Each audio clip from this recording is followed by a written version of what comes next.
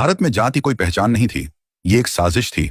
और उस साजिश का शिकार बना वो इंसान जिसने धरती जोती, जिसने खून पसीने से देश को सींचा, जिसे तुम चमार कहते हो, और जिसने उसे नीचा दिखाया, खुद को ऊंचा बताया, उसे तुम पंडित कहते हो। अब सवाल ये है, क्या ये पंडित वीएस चमार है या फिर सच बनाम झूठ की लड़ाई है? इतिहास में हमें बताया गया कि ब्राह्मण सबसे ऊंचे होते हैं। उन्होंने वेद पढ़े, पूजा की और समाज को ज्ञान दिया। लेकिन किसी ने यह नहीं बताया कि उसी इतिहास में एक चमार को मंदिर में घुसने पर मारा गया, एक बच्चे को स्कूल में पानी छूने पर पीटा गया, और एक लड़की पर अत्याचार कर सिर्फ इसलिए झंला दिया गया क्योंकि वो शूद्र थी। किसी किताब में यह क्यों नहीं लिखा कि चमार ने भी समाज को चलाया, चमार ने भी देश के लिए कुर्बानी दी, और चमार ने भी बुद्ध, कबीर, अंबेडकर और रविदास जैसे संतों, महापुरुषों को जन्म दिया? ब्राह्मणवाद कोई धर्म नहीं है, ये एक माइंडसेट है। हम ऊंचे, बाकी सब नीच। इसी माइंडसेट ने हजारों साल तक बहुजनों को बांध के रखा। तुलसीदास लिखते हैं, ढोल, गंवार, शूद्र, पशु, नारी, ये सब ताड़न के अधिकारी। ये कैसा भगवान है जो ताड़ना सिखाता है? सोचो, एक बच्चा पैदा होते ही अगर शूद्र है तो वो स्कूल में नहीं जा सकता, मंदिर में नहीं जा सकता, पानी के कुएं से पानी नहीं भर सकता। ये धर्म नहीं, ये गुलामी थी।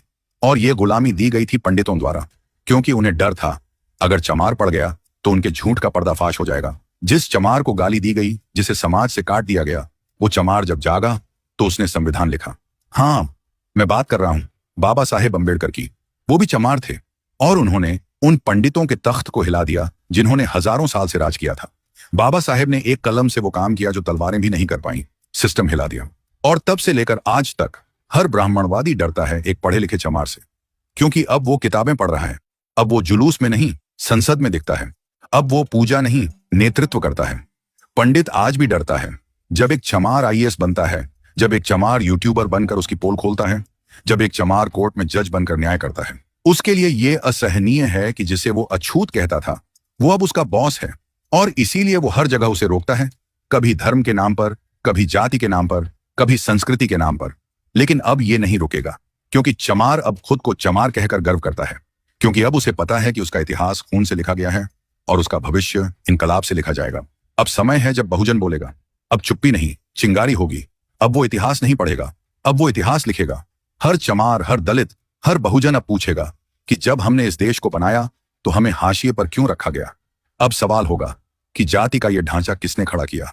और अब जवाब भी मिलेगा कि वो ढांचा अब टूटेगा, क्योंकि हम नफरत नहीं लाएंगे, हम न्याय लाएंगे, समता लाएंगे। अब कोई पंडित वीएस चमार नहीं है, अब ये लड़ाई है झूठ वीएस सच की।